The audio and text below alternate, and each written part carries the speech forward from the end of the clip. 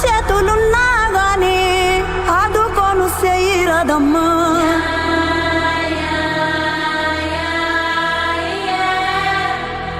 గుక్క వెట్టి రందీలుంటే ఎడజడ కానరావమ్మా.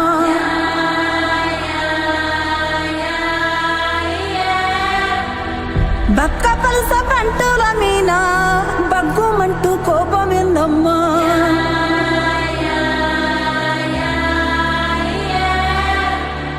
రెక్కలెత్తి మొక్కుదమన్నా సత్తు ఇంకా లేనే లేదమ్మా.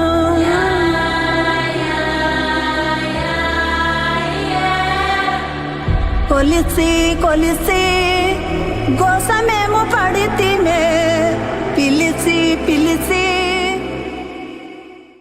కాలము మహాబలవత్తరమైనది. ఈశ్వరుడు కాలరూపంలో ఉండి గత జన్మలలో నేను చేసిన పాపపుణ్యాలు లెక్కలో పెట్టుకుని ఈ జన్మలో పాపానికి దుఃఖం ఇస్తాడు, పుణ్యానికి సుఖాన్ని ఇస్తాడు. లెక్క చెప్పి ఇవ్వవలసిన అవసరం ఆయనకి లేదు. చాటు నుండి ఫలితాన్ని ఇస్తాడు. చెట్టు చాటు నుండి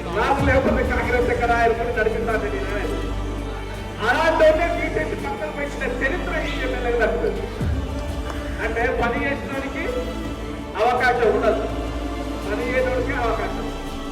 కాబట్టి మిత్రులు అది నాకు ఏది లేదు, నాకు ఏ పని లేదు. కాంగ్రెస్ ను ఓడిపోయినా నా ధీరం.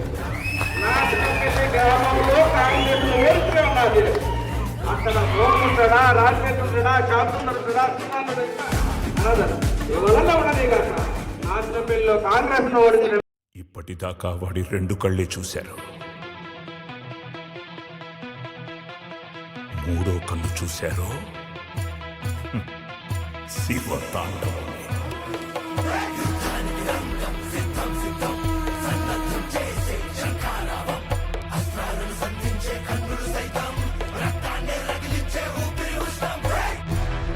ఆత్మీయతతో బ్రతికేటోళ్ళం, చిన్న స్థాయికి వచ్చిన వాళ్ళం. మోసాలు తెలియదు, దౌర్జన్యాలు తెలియదు, కబ్జాలు తెలియదు.